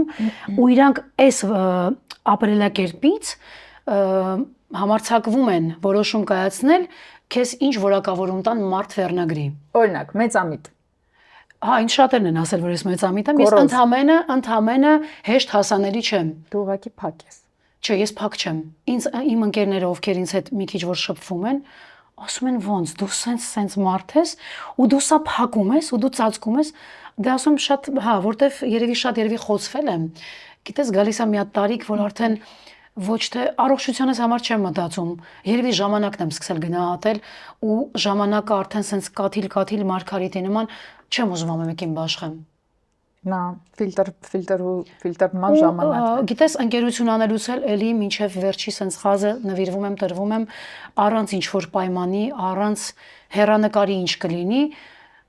անգամ հնարավորություն եմ տալիս որ ասենք սխալվեն, չնայած я тоже не божий подарок, ես էլ ունեմ իմ թերությունները, բայց երևի եկել է մի հատված, որ ավելի շատ լրությունը ինձ ավելի ա դուր գալիս։ Ու այն մարդիկ, ովքեր ինձ ուղղակի լրության մեջ հասկանում են։ Իլոնա, այս հասցնում ես հետևել ինչ է կատարվում հայկական երաժշտական աշխարհում, պոպ արվեստի, թե դասական, թե ջազ։ Ոյ։ Ես պիտի սենց թերություններից մեկը խոստովանեմ, որ ցավոք սրտի չեմ հետևում, որովհետև եթե ինձ երազելու համար վճարեին, ես հիմա կդառնայի միլիարդեր։ Ես շատ սիրում եմ երազել ու իմ երազներով ապրում եմ ու հետո որի հիմքում ծնվում է ինչ-որ հետաքրքիր ասելիք ու որի հետևից ես գնում եմ ու սկսում եմ իրան արարել։ Իմ հյուրն է Իլոնա Սագիևան, երգչուհի, երբ նրան հարցրեցի դու կոչում ունես Իլոն, գիտեմ որ չունի, բայց հարցնում եմ։ Ես այդ ինչ չէ, ես հանգիստ ապրում եմ։ Մոտավորապես նման պատասխանել ես եմ սովորաբար տալիս։ Ես առաջարկում եմ, որ դուք անպայման մարտի 14-ին կամ ապրիլի 4-ին գնաք, թե ավագ շաբաթվա վերջին օրն է, այսինքն կարող է եւ դժվար լինի ծոմապահության մեջ մարդկանց համար գնալ ներկայացման, բայց ինչևից է ովքեր չեն պահում պահքը կարող են եւ գնալ։ Ապրիլի 4-ին վայելեք Երգի թատրոնում Էլվինա Մակարյան չկայացած համերգ ներկայացումը, որը շատ կայացած ներկայացում է։ Հետ չկայացած չի։ Իլոնա ջան, Վարդանի մասին իմ հարցը շատ սիրուն շրջանցեցիր, գեղեցիկ շնորհակալությունը հայտնեցիր ու թռար, բայց ես հիշում եմ։ Չէ, ինքը իսկապես ինձ շատ Սպասիր ասեմ, էլի, չէ, հիմա չէ։ Ես հիշում եմ, երբ կարծեմ Մալխասի մոտ, մեր սիրելի Ձյաձլովի մոտ, երբ որ դու երգում էիր, գալիս էր, այ չեմ հիշում երբ էր, այդ արդեն ես էլ եմ խճճվել այս տարիների մեջ, շատ վաղուց, 10 նկատի ունեմ 10 տարի առաջ եմ եղել, չէ Մալխասի մոտ, այսինքն նկատի ունեմ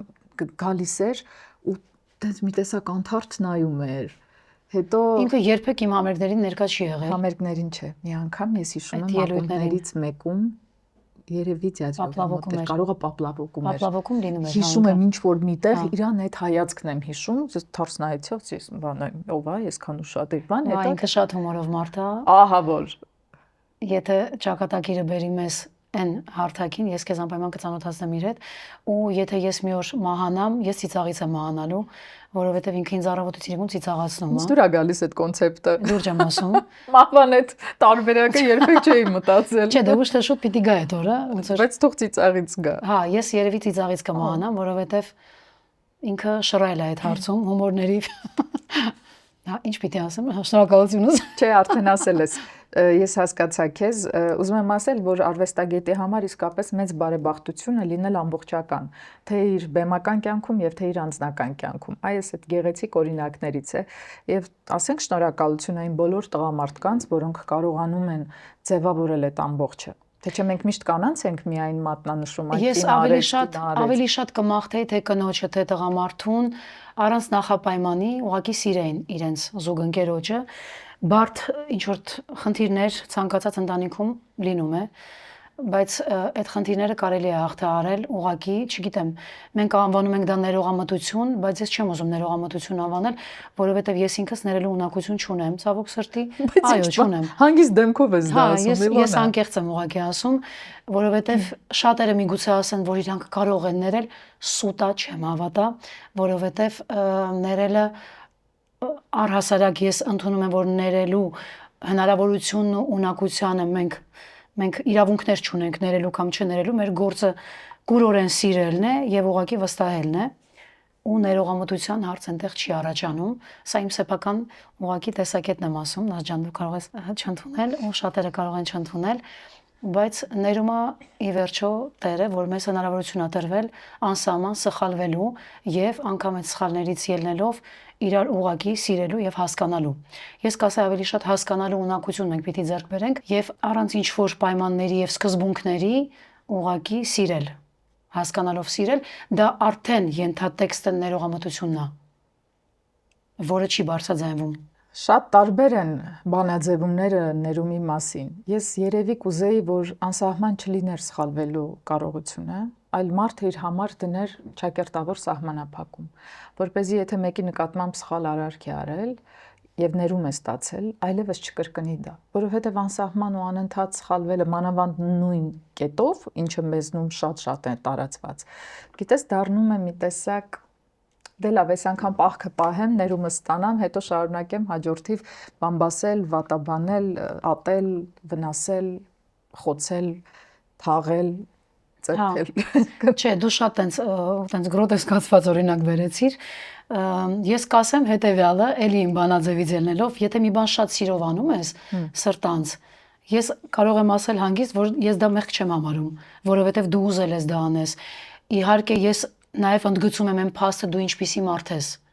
Եվ այդ քո մարդկային պրիզմայից ինչ մեղքի գործոն կարա լինի,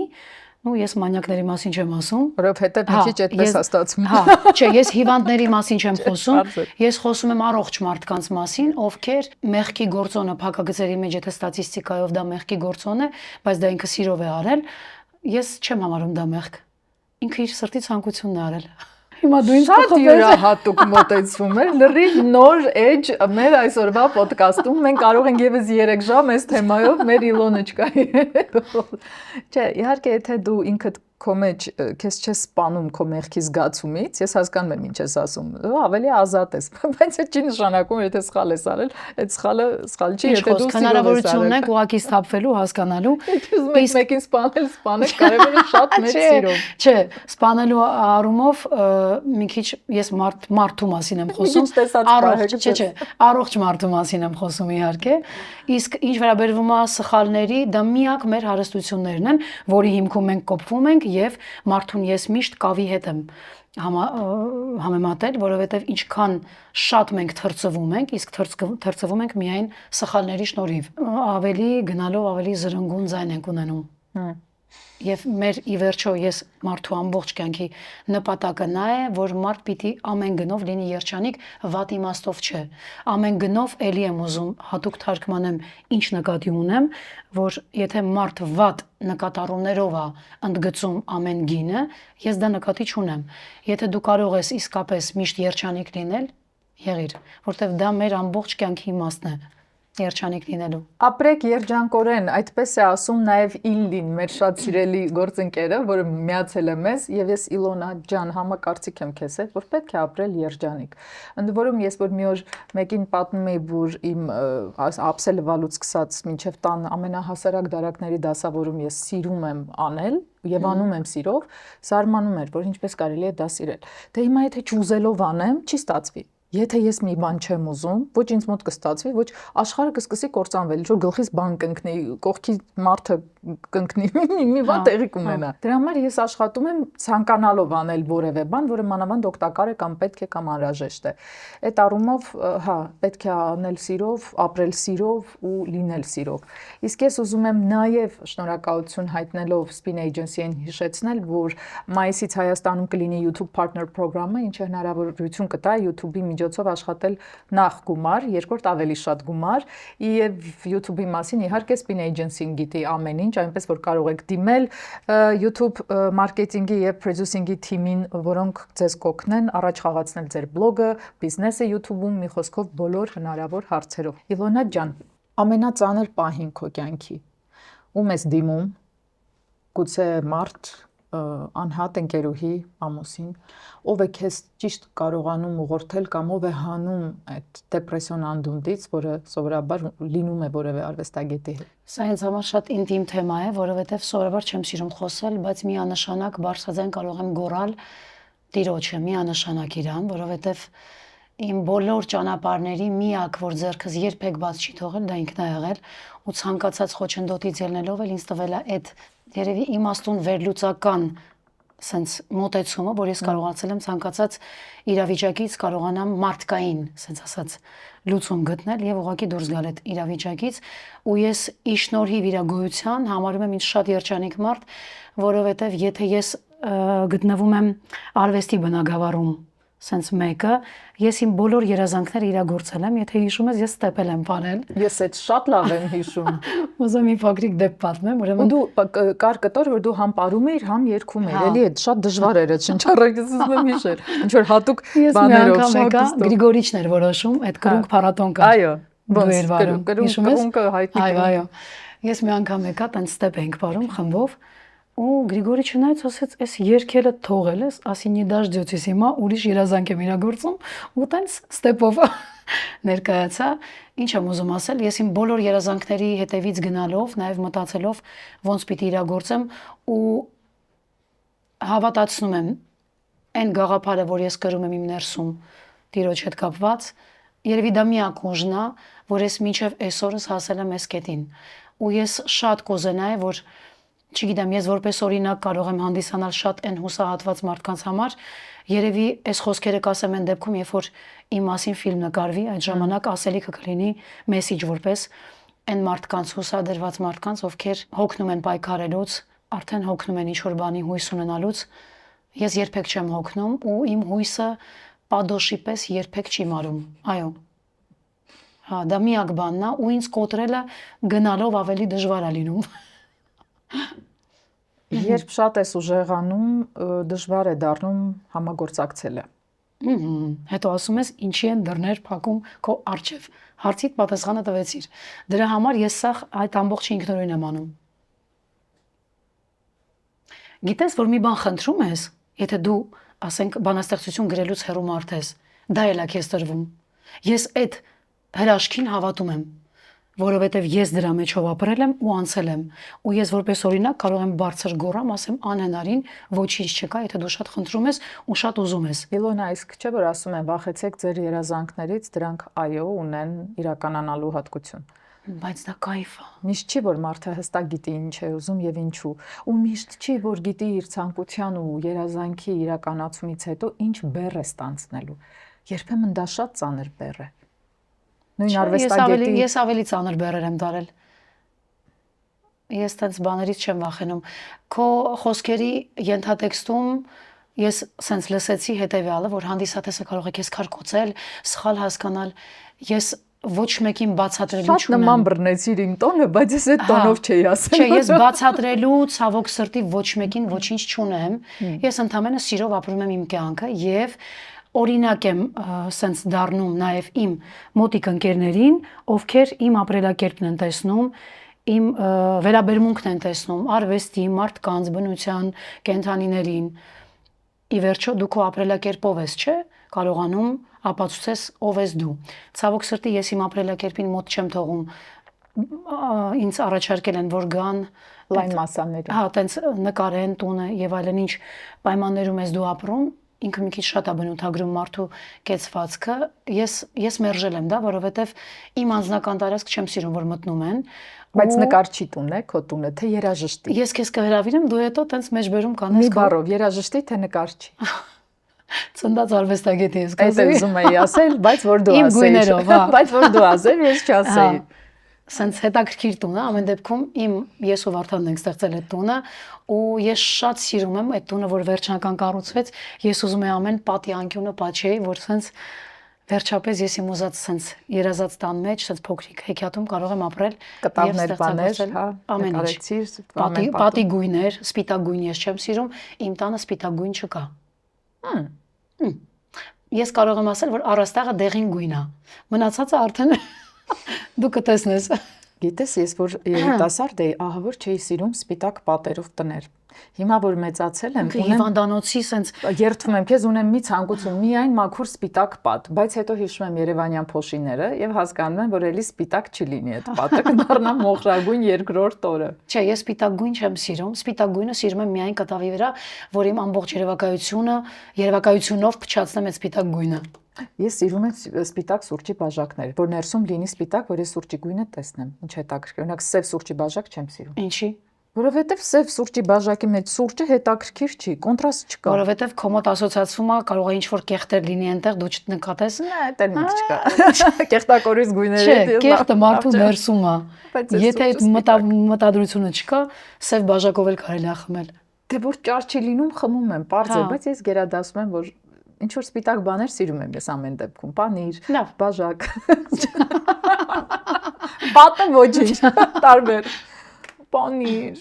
կարոտեցի սրտանց, կաթ, սպիտակ։ Հա, կաթ սիրում եմ շատ։ Ինչ լավ է։ Ես ուզում եմ ասել, որ Քո ամեն խոսքին ես ունեմ պատասխան, գիտես, ու սա գովաստ չի, ես ուզում եմ նշել, որ սա գովաստ չի, բայց ուզում եմ ասել շնորհակալություն, որովհետև Սոբրանո ընկերությունը, ինչպես նշեցի, 30 տարի ամենախոշոր ներմուծողներից է Հայաստանում, Sterile Garda իտալական ուլտրապաստերիզացված ամենալավ միկրոֆիլտրված կաթերից է ներմուծում։ Նայր, ես Բա ինչի ես այդ կաթից չունեմ։ Իմ մեղավորությունն է կստանաս, ես սիրով, բայց այդ կաթը, մանավանդ եթե դու սիրում ես կապուչինո ու այդ փրփրուն հետաքրքիր կապուչինո չէ, բայց այս սուրճը թեթև կաթով սիրում եմ։ Դու չես պատկերացնում ինչ համեղ է այդ կաթը ու բոլորովին չի առաջացնում այն լակտոզային խնդիրները։ Ես սա կարող եմ ձայնագրել ու էլ կաթի խնդիր չունենամ։ Երևակայությանս մեջ այդ կաթով խմում եմ ես քեզ անկեղծ եմ ասում, ես որ հատուկ կաթ խմող մեկը երբեք չեմ եղել, որովհետև խնդիրներ եմ ունեցել, հիմա ես այդ խնդիրներից զերծ եմ արդեն ու հենց Sterile Garda-ն այս միկրոֆիլտրացված կաթը իր երկար պահպանման ժամկետով, որը իր ֆիլտրման եղանակով է ստացվում, այլ ոչ թե խառը քիմիական բաների, հավելումների, ունի նաև ոչ լակտոզային կաթ, մի խոսքով ամեն ինչ արված է այնպես, որ դու հանգիստ խմես ու շատ որակյալ է գտեք խանութներում Սոբրանո ընկերության կողմից ներմուծված Sterile Garda-ն։ Ամենասիրուն սպիտակը այս սպիտակ էջն է, որի վրա կարող ես գրել նոր պատմություն։ Որ պատմությունն է քեզ համար ամենանորը քո կյանքում, որը ուզում ես գունավորել նոր գույներով, որը ուզում ես նոր պատկերներով ավելացնել, կա ինչ-որ լրիվ նոր պատմություն։ Նոր պատմություն։ Երևի միակ sense ճակատագրային պատմությունը այս ներկայացումն է, որ այս ներկայացումը շատ հետաքրքիր sense ճակատագրական sense դեր դարձավ ինձ համար, որտեղ ես կասեի 11-ում ստացա, թե իմ հոգեվիճակը որպես դերասանուհի դրսևորեցի իմ ներսի sense ապրումները, թե որպես երգչուհի։ Ես շատ ցավում եմ, որ այս գնով ես ստացա, որովհետև ես շատ կուզենայի, որ Էլվինա Մակարյանը լիներ, ու ես այս դերը չխաղայի, շատ կուզեի, չի ուզենա այս դերով ինձ տրվեր։ Ես շատ կարևորում եմ այս դերը, որովհետև ինքը ինձ համար շատ հարազատ է, փոքրիկ երեխային, չգիտեմ, փոքրիկ երեխայի նման է, որ ես շատ կուզենամ, որ իրան ոչ մեկ չվնասի, ու եթե կարծիքներ էլ հայտնում են, թող հայտնեն Էլվինայի կերպարի պահով, չի ուզենա իմ կերպարին կպնել, որովհետև ես ընդամենը սենց փոխանցող մի փոքրիկ սենց խողովակ եմ, որը փորձում է փոխանցել այս հոգեվիճակը, բայց իմ ամենահետաքրքիր սենց ասած կյանքի հատվածը կգա այն ժամանակ, որը ես շատ եմ սպասում, բայց մինչ այդ ամեն ինչին գալը դեռ շատ աշխատանք ունեմ անելու, ես կարելի ասել ոչինչ դեռ չեմ արել, որովհետև դեռ երկար տարի պիտի սենց իրագործեմ շատ ուրիշ երազանքներ, ես շատ կուզենայի, որ մի օր իմ ամենամեծ երազանքն է, որ իմ կյանքը ես մի օր խաղայի։ Ինձ շատ անասելի դժվար կլինի դա անելը, բայց դա իմ միակ երազանքներից մեկն է, ու այն որ ռեժիսորից, սցենարիստից շատ sense պիտի նստեմ ընտրեմ ով լինելու, որ ինձ բառացի հասկանա, ոչ թե ենթատեքստով։ Այն ինչը որ ես ասում եմ, sense հասկանա, իսկ ինքը շատ հետաքրքիր մեսիջ ունի իր մեջ, ես կարծում եմ, որ կկարողանամ ինչ-որ ձևով, չգիտեմ, ինչ-որ մի հատ փոքրիկ sense գույնի տարբերակով հետ կթողնելու են մարդկանց մոտ, ովքեր երբեք չդադարեն երազել ու մինչև վերջի շունչը հավատան իրանց երազանքներին, ցանկացած երազանք հնարավոր է իրագործել, եթե դու անսահման հավատք ունես կուրորեն, իսկ եւ անվախես, շատ կարեւոր է, իսկ ես վախեցող չեմ։ Իդեպ ինչ խոսում եմ, Էլվինան էլ ուներ դա, ինքն էլ էր անվախ շատ, ու երևի անվախ մարդկանց ներսում է լիարժեք Աստծո գոյությունը։ Ես անգամ մահից չեմ վախենում, որտեղ շատ լավ գիտակցում եմ այդ գաղափարը, որ ուշ թե շուտ ես վախենում եմ ինչ որ բան չհասցնելուց այս կյանքում, այն ասելիքը, որ տրված է մեզ բոլորիս, ես վախենում եմ դա լիարժեք ճիշտ չհասցնեմ։ Դա միակ իմ վախն է, որ սենց, չգիտեմ, փափագում եմ իմ կյանքը բոլորից ինձ հեռու պահելով։ Իլոնա, իսկ ով է եղել տանը այդքան հավատավոր, ումով ես առաջնորդվել։ Ճակատագիրս, ոչ մեկը։ Որն է քո սիրելի եկեղեցին կամ անկյունը, որտեղ դու մնում ես։ Սիրելի եկեղեցին Սաղմոսավանքն է, որովհետև իմ ամբողջ մանկությունը անցել է մեր ընկերների տանը, որտեղ ես ամառային արձակուրդները գնում եի, ես անգամ այդ ձորն եմ իջել փոքր ժամանակ բարձրացել։ Ես շատ եմ սիրում Սաղմոսավանքը ու ինքը սենց իմ մանկությանս փոքրիկ մի սենց անկյունն է։ Շատ սիրում եմ դա։ Ընդհանրապես դեպի Արագածոտնի նախալեռներ լրիվ ուրիշ էներգիա է, շատ։ Էներգետիկ դաշտը իհարկե մարդու ներսում է, կարելի է մոմը հենց սեփական տան մեջ վառել ու խնդրել ինչ-որ բան։ Եվ հիմա սիրում եմ Պտղնիում գտնվող մի եկեղեցի, 5-րդ դարի եկեղեցին է։ Մենք Պտղնիում ենք հիմա ապրում։ Շշմելու էներգետիկ դաշտ ունի, ինքը քանդված է։ Ես կարծեմ Սոֆա Արայևնան ինձ մի անգամ ցույց է տվել Սոֆի Դեբոյանը, իրենց տնից մի քիչ հեռու։ Այո, հանճարեղ աուրա ունի այդ եկեղեցին։ Ու հիմա դա եմ շատ սիրում, շատ։ Որտեղ մոմը դու չես առնում, առևտուր չկա, որտեղ դու միշտ մոմեր ա դրված, կարող ես գնալ ուղղակի մի հատ վառել ու դուրս գալ, որտեղ ինչ որ պայման չեն ստեղծում, որտեղ դուռը երբեք չի փակվում, ինքը միշտ բաց է։ Ես հասկանում եմ, որ այդ քանդված եկեղեցին ունի իր, ասենց ասած, պայմանը, то есть ինքը չունի օրենքներ, այս ժամին փակվեց, այս ժամին բացվեց, ինքը միշտ բաց է։ Ինքը ժամ չունի բացվելու կամ փակվելու, իր մեջ էլի հետաքրքիր խորհուրդ կա, որ Աստծու մոտ գնալու համար ինչ որ ժամ չես նայում, այ փակա չենք կարա գնանք տարբերակն է։ Ну, իրա, ասենց ասած, եկեղեցում լինելու ու չգիտեմ,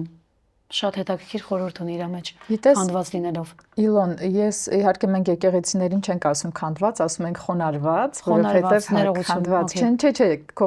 Ну, բառացի ասացի, անմշակ, ցավոք սրտի, ոչ դուռ ունի, ոչ տենց առաստաղ, ոչինչ չունի իր մեջ, բայց փոքրիկ անկյուն ունի, որտեղ կարելի է մոմ վառել, ինքը շատ սիրուն է։ Որովհետև սովորաբար նման խոնարհված եկեղեցիները պետական հոգացության ներքո են, իդեպ։ Հա։ Ոչ թե բուն եկեղեցու։ Ու երևի եթե այդ եկեղեցին մի օր եթե կառուցվեց, կարող է իր այդ խորհուրդը կորցնի, չգիտեմ։ Ենթադրում դա էլ է կարծրատիպային, բայց չէ, ես ենթադրում դա էլ է կարծրատիպային, մենք ունենք այդ վերաբերմունքը ավելի խոնարհված կամ անգամ մրոտ պատերի նկատմամբ, երբ որ եկեղեցու նկատմամբ խնամքով վերաբերմունքից այդ եկեղեցու ուժը չի վերանում, ընդհակառակն ավելանում է։ Եթե խոսենք վերականգնումից։ Ну, մարդկանց արտիստի դեպքում էլ մինչև չի մահանում, չես գնահատում։ Մոտավորապես նույն բան, խոնարհված եկեղեցու տիպի է, չէ՞ դառնում։ Իսկ ես գերադասում եմ, որ նորոգ լինի եկեղեցին եւ այդ նորոգության մեջ ես շնորհակալ լինեմ Աստծուն եւ շնորհակալ լինեմ նաև մարդուն, որը հոգևոր սանով պահում է, ծառայում է այդ եկեղեցուն, տանպես։ Ու ես հիշում եմ, որ իմ մայրիկի կորստից հետո ինձ համար այդպիսի փոփանքի վայր էր Սուրբ Անանիայի մատուռը, Սուրբ Զորավոր Աստվածածին եկեղեցուն կից։ Եվ այն ժամանակ էլ առ այսօր Տեր Գրիգորը ինչ խնամքով տանպես պահում խնամում էր ու վերջերս ցավալիորեն տեսա, որ դրել էր մի նյութ, ինչպես են գիշերը մտել ու գողություն արել մատուռից, որտեղ կան անգամ տեսախցիկներ, դրված հատուկ։ Նայր, անցել են դարեր, բայց մեզնից ոմանք մնացել են նույն խաչագողը։ Հասկանում ես։ Ընդ որում ցավալի է դա։ Հա, ոչ թե Ժան Վալժանի նման Հյուգոյի կարողանում են հետո ձևավորել նոր աշխարհ ու լավ մարդկային որակներով ներկայանալ ու փրկել կորած հոգիներին, այլ ուղղակի խաչագող են, որ մի մոմակալ կամ մի արծաթե ինչ որ բան գողանան, տանեն, վաճառեն, ինչ որ փող պոկենել ինչ որ մեկից։ Այս առումով ցավում եմ, բայց մեր եկեղեցիները չեն կարող միշտ լինել բաց, անգամ այդ գիտակցումը մարդիկ հասկանային, որ այդ գումարը վաստակելով ոչինչ չեն բուժելու, կարծում եմ դա չէ լինի։ Կվնասեն, իրենց են վնասում, հոմես չէ։ Իմ հյուրն է եւ ցավոք էր Իլոնա Սագիևան, արմատներով, էությամբ ու ամբողջությամբ գեղեցիկ երկու ազգերի ներկայացուցիչ, հայ եւ ասորի, եւ ինչքան սիրուն է, ասորիներն էլ շատ խորը հավատավոր, իրենց շատ յուրահատուկ սկզբունքային, հա, համայնքի հետ օրինակ կապ պահում ես դու։ Չէ, ես չունեմ, չէ, որտեվ չգիտեմ։ Ինչ հետաքրքիր է, բայց ունեն շատ սիրուն հետաքրքիր ավանդույթներ ու տարբեր բայց առնչվել եմ, ուրեմն Արթուր Սահակյանը մի հատ հետաքրքիր ներկայացում էր բեմադրում ու այնտեղ պիտի այդ կերպարը հորիներ, ասորու կերպար, որը թեթևաբարոկին էր ու ինձ պետքա ես ասորերեն պիտի սովորեի ու տենց ես ասորերեն աֆորիզմներ ասի դե թե պիտի սովորեմ տեքստ, ուրեմն մի քիչ приятное с полезным, էլի, սենց ուզեցի մի քիչ, հա։ Ու տենց միջև մա ունեմ այդ տեքստերը, ու տենց չստացվեց այդ դերը, տենց գնաց։ Ես ուրախ եմ, որ ստացվեց հիանալի դեր Էլվինա Մակարյանի կերպավորումը ու նորից հիշեցնում եմ, որ մարտի 14 ապրիլի 4 կարող եք գնալ նայել այս տարվա մեջ, գոնե այդ երկուսը հստակ են, հետո հուսով եմ կշարունակեք։ Իսկ մենք Նազենի live talks-ում էինք, ինչպես նկատեցիք, գրեք, որ երկրից եք մեզ նայում, գրեք, երբևէ լսել եք Իլոնային իսկապես ու կենթանի կատարմամբ, թե միայն YouTube-յան կամ ձայնագրության տարբերակներով, եւ հիշեք, որ donation alert-ի միջոցով դուք կարող եք ձեր հանգանակությամբ խնամել, պահել իմ այս YouTube-յան փոքրիկ հարթակը, որը բոլոր հնարավոր կետերում ապրող հայերին կապում է իրար եւ տալիս հնարավորություն հասկանալու, թե որն է այսօրվա մեր զարկերակը եւ ձեր շնորհիվ է դա նաեւ հնարավոր։ Շնորհակալ եմ, կհանդիպենք հաջորդ 5 շաբթի։ Առայժմ